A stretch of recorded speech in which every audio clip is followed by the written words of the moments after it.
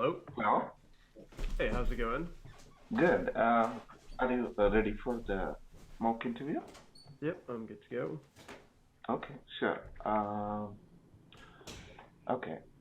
So, you know about the package dependencies, right? Like, um, when we build a set of packages, Yeah. there will be dependencies between each other. Um, so the question would be like, uh, uh, you are given a list of packages that needs to be built, and Okay. the dependencies are given for each package. You have to determine a valid order in which you can build the packages. Does that make sense? Right. Yeah. So I'll print the uh, question here. Give me 1 second. Which language are you going to use? I'll be using Python. Okay. Um, so this is a. Oh, okay. For example. Okay, sure. So right off the bat, just make sure that I understand the question. What I'm basically given is, say, some list of values, right? A list of lists which, I have A pointing to B, where A is dependent on O. Um, Mhm. or I guess it's A pointing to some number of items, and that number of items is all of the packages that item depends on. All I have Mhm. to do is output the correct order of the items in which it starts with no dependencies to most dependencies, in a sense, right? Or I guess most Right. wouldn't be the correct thing. It's where it's all preceding elements are part of its dependency set. Right. Sure. So right off the bat, something that seems would be really relevant for this is topological sort. Uh, Okay. and from what I get, I should be able to convert this into some graph. And Mhm. based on that graph, that's the equivalent of this mapping that you have. I should just be able to run topological sort on it, and that in Mhm. itself should get me the ordering that I want, except in reverse order, so I can just reverse it at the end. So reviewing how I would actually write topological sort, though, Okay. that I'd have to think about a bit. So the graph is, given already. You've already given, these numbers 0 to nothing and then 1 to 0. That's Yeah. just an adjacency list, right? So I can just take that as is and convert this into an adjacency list graph. And Mhm. then I should be able to start from any node and then perform a modified DFS on it. So normally when I have DFS, I have some visited set, Mhm. empty, and I should be able to say for neighbor in item.neighbors, if not visited, then I run DFS on it, right? Right. Um, Mhm. and normally that's regular DFS. So I think what instead I should have is also the states of all of the items in the graph, and I should convert it to visited, and it's only after I visited every item in the neighbor set that I'm going to say that, item dot visited, right? And I'm going to result dot append the item. Okay. Mhm. Because that means that all of its dependencies are completed at this point, right? Mhm. So I think Right. this works out as my full solution. The actual, top sort complexity itself is supposed to be the same as DFS. So big O of V plus G, or V plus E, where those are the number of vertices and edges. Mhm. Is it okay if I code this out? Yeah. Go ahead. Sure. Okay. So def package dependent. So I have my dependencies, and I have, well, I guess that's about it. So I'm just gonna pretend that I have a graph class for now, Okay. which I can fill in later. And let's pretend that I have a constructed graph.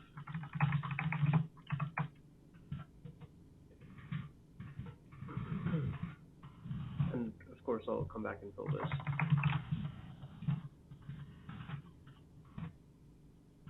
Graph is equal to default of, I guess, oh, I don't really need to create a graph class, right, if I'm going to use a default dict. So just some context, if you haven't used a default dict, it's basically like a normal hash map or Python dictionary, except what happens is that there's default values for key lookups that you define by type. So if I have a default dict of int, that means that if I do a key lookup on a key that doesn't exist, instead of getting a key error, I'll actually get 0. Yeah, so it shouldn't be int in this anyways. It would be a list. So cool.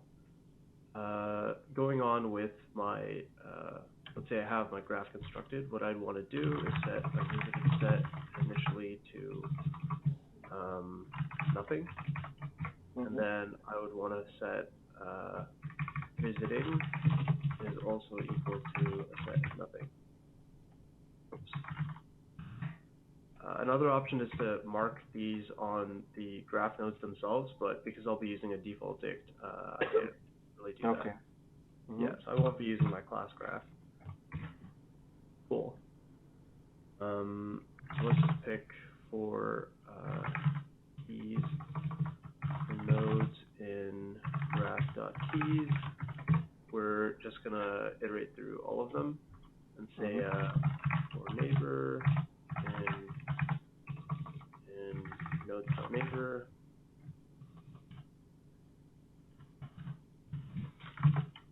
Neighbor not interested, then we run DFS, right? Except we'd have to define DFS internally as a method. Okay.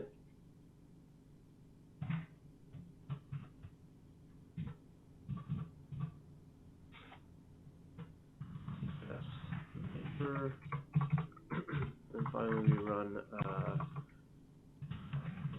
dot add node and result add node.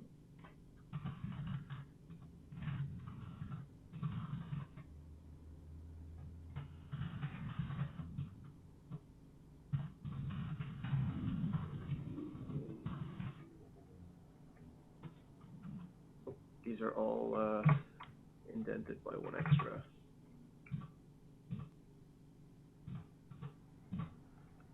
There was supposed to be a base case here, which basically, if node is none, then I should be able to just return. But when are you really going to get node is none, right? That seems like it's impossible, just because of the way that we're calling this code. Yeah.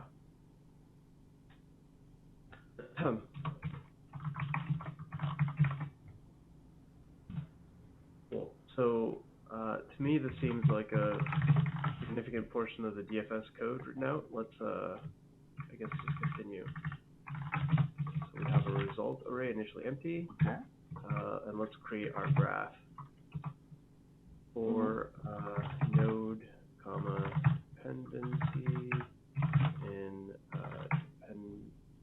dependencies. We're going to say that graph of node is equal to, I guess I didn't ask, for context, what's the actual form of the input that I'm given?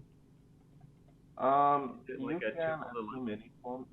You would like, you have a map here, right? Yeah, it's a map. Yeah, that should be fine. Yeah.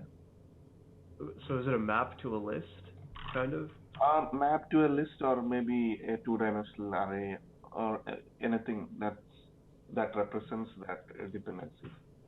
Okay, got it. So if it turns out that it's written in a form of map to list, in that case, I don't need graph, and dependencies already kind of covers everything, right? Okay. Yeah, so my for loop that I had earlier where I did for neighbor in node.neighbors, that doesn't really work out as valid code. Instead, what I'd want to do is for neighbor in, dependencies of node, that finds no of the relevant items to look at. So cool. Let's just try and reason through this code before we run a test case. So we're going to go ahead and say that our visiting and visited set, they're both empty. Our result array is empty. We run DFS on all the nodes. We initially set the node to visiting. And for each of the neighbors that you have in the dependencies, according to this node value, you're going to, if the neighbor isn't already visited, just run DFS on it. So visiting itself doesn't seem like it becomes relevant in the code at all. And it seems like we only use visited to indicate whether something should be touched or not. But what would you, I'm guessing like for sure this is a DAG, right? Like it doesn't have cycles.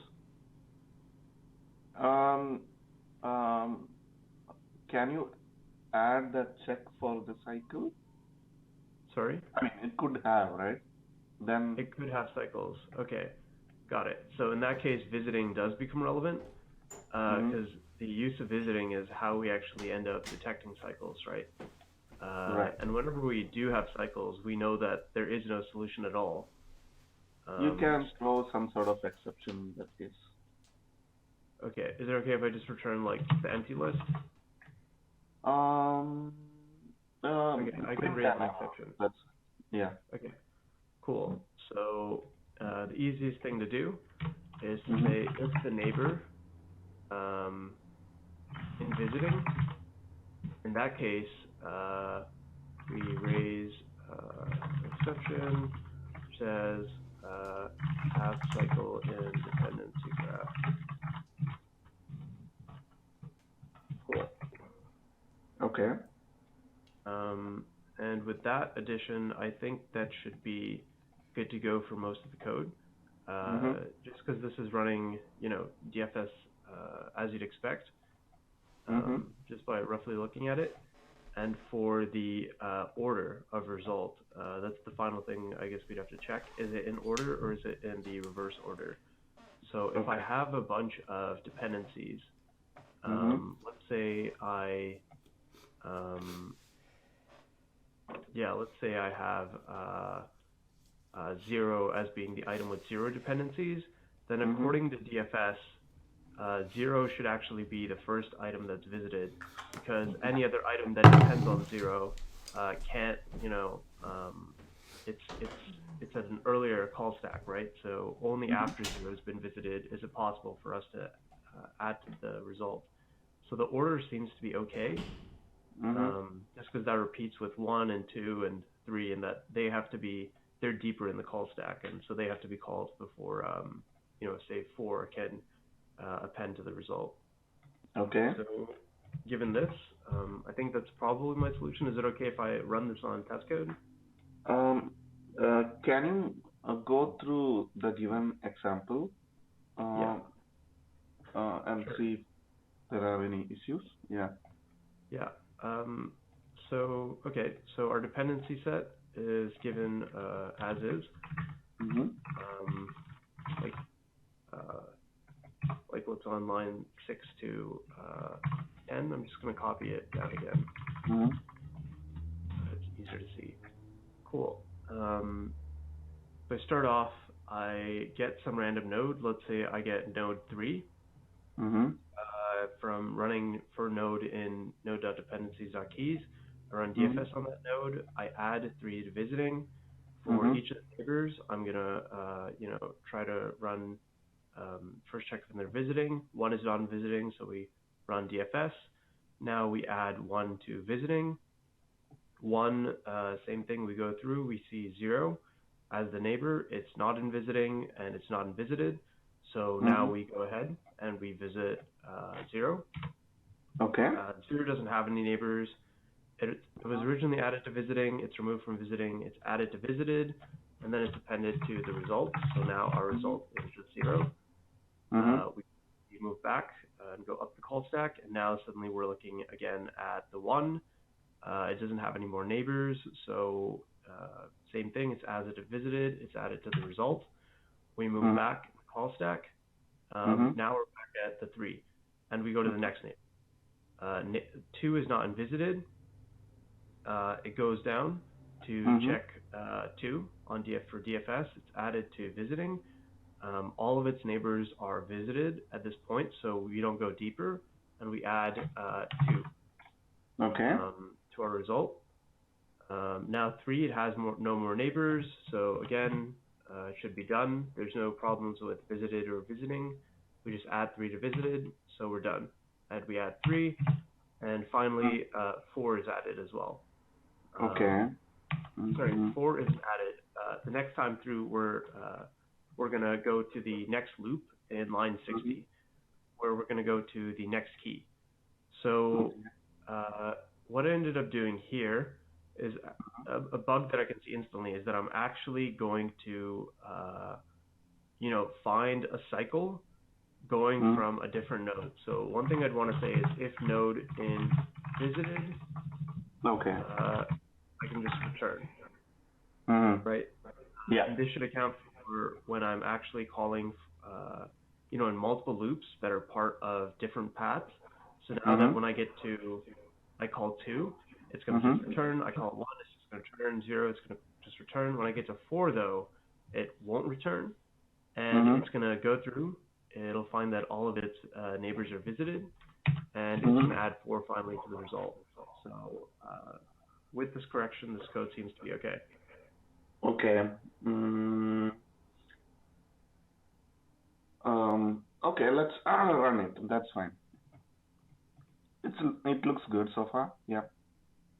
You can run it. Sure. Okay. Let's just say that mapping is equal to this.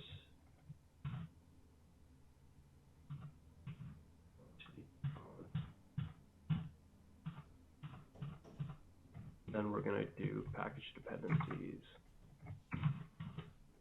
on mapping. Cool. And we got the expected result. Yeah. So for other test cases that we'd want to run, some really obvious. What would be another test case which you want to run? Yeah. So a really obvious one to do is one that has a cycle.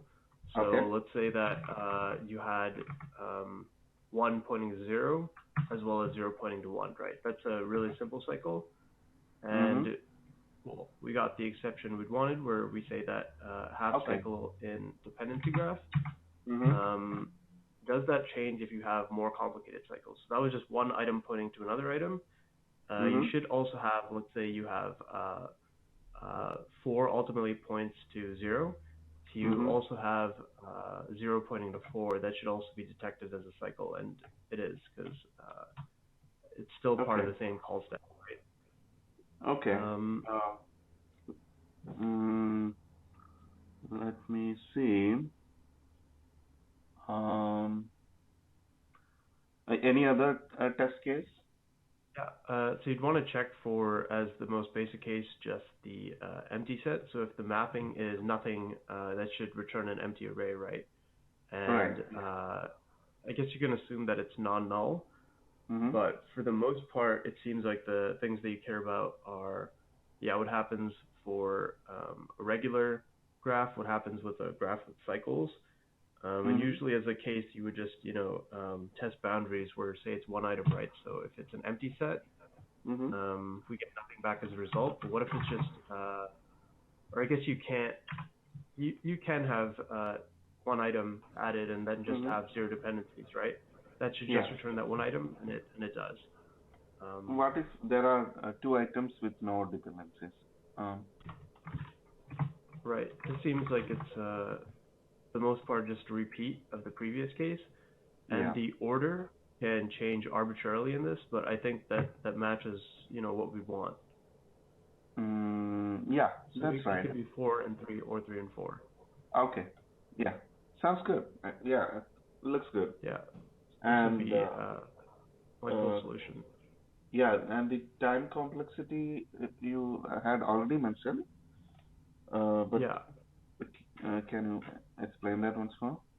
Yeah. So it ends up being big O of V plus E, where Mm. V is the number of vertices, which is just given by the number of packages, and then big O of E, which is given by the dependencies, right? The number of dependencies. Right. Yeah, sounds good. Yeah.